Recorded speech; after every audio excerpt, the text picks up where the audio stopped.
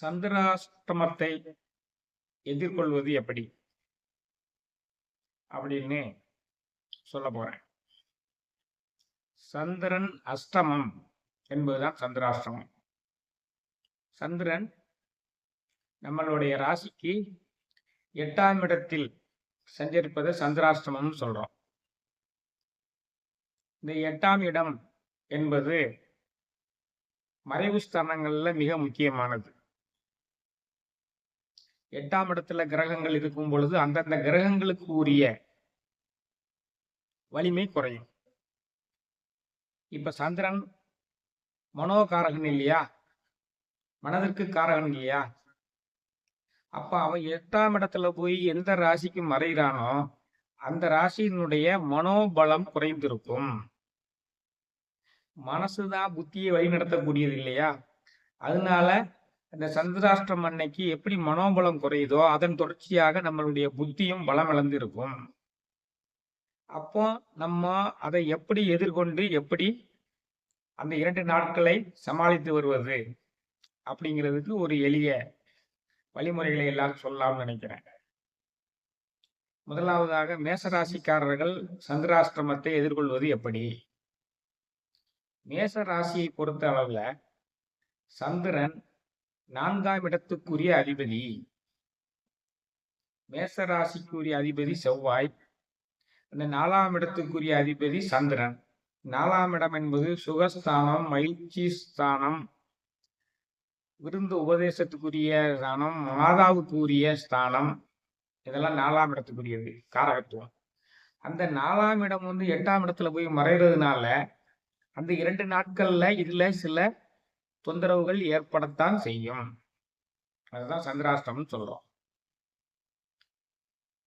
அன்னைக்கு உங்களுடைய உடலில் அசதி தோன்றும். ஏன்னா சுகஸ்தான அதிபதியா இருக்கிறதுனால அவன் 8ஆம் இடத்துல வரனால வழக்கத்தை விட அசதி அதிகமாக காணப்படும்.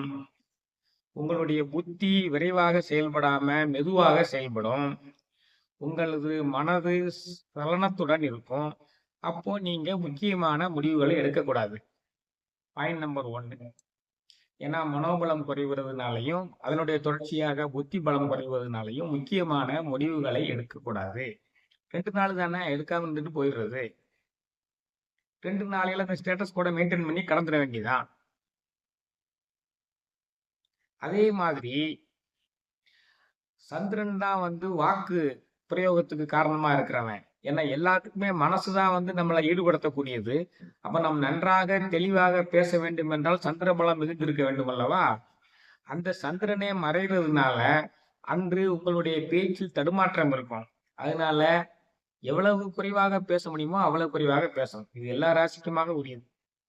யாகாவாராயினும் நாகாக்க காவாக்கால் சோகா அப்பர் சொல்லிலுக்கு பட்டுங்கிறது தான் இந்த சந்திராஷ்டமத்தில் நம்ம பின்பற்ற வேண்டியது.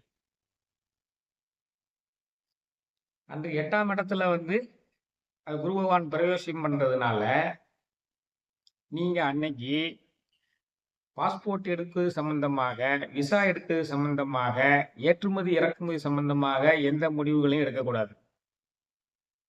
Point number 1. பாயிண்ட் நம்பர் 2, உங்களுடைய தொழில் சம்பந்தமாக முதலீடுகள் சம்பந்தமாக எந்த முடிவு எடுக்கக்கூடாது. தொழில் சம்பந்தமாக முதலீடுகள் சம்பந்தமாக அன்னைக்கு முதலீடு செஞ்சா அது தவறாக போய் முடிந்துவிடும். சரியா? அன்னைக்கு கடன் கொடுக்கவோ வாங்கவோ கூடாது. எந்த விதமான வழக்குகள் சம்பந்தமாக வழக்கறிஞரை பார்ப்பதற்கோ எந்த முடிவுகளை எடுப்பதற்கோ செய்யக்கூடாது. உடல்நலம் சம்பந்தமான அறுவை சிகிச்சை போன்றமான காரியங்கள்ல செய்யக்கூடாது. சரியா? அதன் பிறகு அன்றைய தினத்தில் நீங்கள் சந்திர பகவானுக்குரிய காயத்ரி மந்திரத்தை முடிந்த அளவு சொல்லிக்கொண்டே வருவதுதான் இதற்கு சால சிறந்தது. மணி, மந்திரம், ஔடதம் என்று 3 முறைகள் நம்ம மனித வாழ்வியல்ல ஒவ்வொரு நாளும் நம்ம வெற்றி கொள்வதற்கு சொல்லப்பட்டிருக்கின்றன. மணி அப்படிங்கிறது அதுக்குரிய அந்த கிரகத்துக்குரிய கல்லை அணிவது. அது சரியா வராது என்னை பொறுத்த அளவுல. ஔடதம் என்பது மருந்து, அதுவும் சரியா வராது. இந்த மந்திரம் என்பது நாம் எப்பொழுதுமே உச்சரிப்பதற்கு வாய்ப்பு உள்ள விஷயம் அல்லவா? அதனால அதை சொல்லிக்கொண்டே இருக்கலாம். அந்த சந்திரனுக்குரிய காயத்ரி மந்திரம் ஓம் பத்மத்வஜாய வித்மகே ஹேமரூபாய தீமகி தன்னோ சந்திர பிரஜோதயாத். ஓம் பத்மத்வஜாய வித்மகே ஹேமரூபாய தீமகி தன்னோ சந்திர பிரஜோதயாத். என்ன சொல்கிறது இது?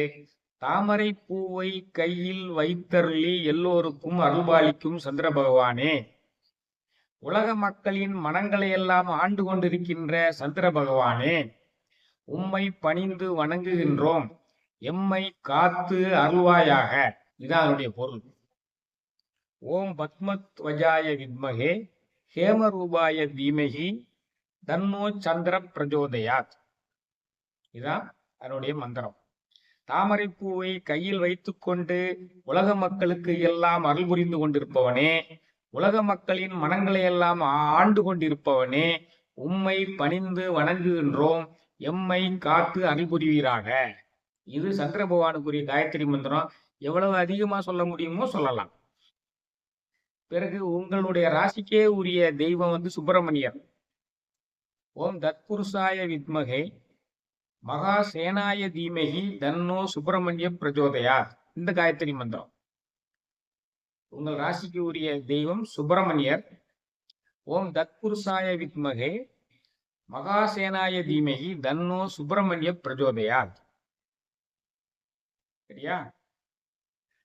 உலகத்தில் உள்ள மக்களை காப்பதற்காக அவதாரம் செய்த எழுந்தருளிய மிகப்பெரிய கடவுளான சுப்பிரமணியரே,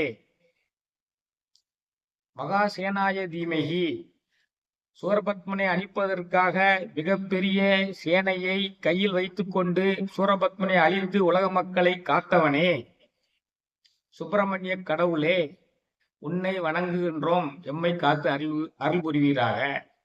அப்ப இந்த சந்திரனுக்குரிய காயத்ரியும் சுப்பிரமணியருக்குரிய காயத்ரியும் நீ அன்று முழுவதும் எவ்வளவு அதிகமாக சொல்ல முடியுமோ சொல்ல வேண்டும். அப்படி இல்லை என்றால் காலையிலும் மாலையிலும் சொல்ல வேண்டும். காலை பொழுது ஒரு சமயமோ அல்லது மாலை பொழுது ஒரு சமயமோ கூட சொல்லலாம். மாலை பொழுது சொல்வதற்குள் சந்திராஷ்டமம் பெரும்பாலும் முடிந்துவிடும், முக்கால்வாசி பீரியடு முடிஞ்சிடும். அதனால காலையிலேயே தினந்தோறும் சொல்வது நல்லது. 2 நாட்கள் இருக்குன்னா காலையிலேயே சொல்வது மிக நல்லது.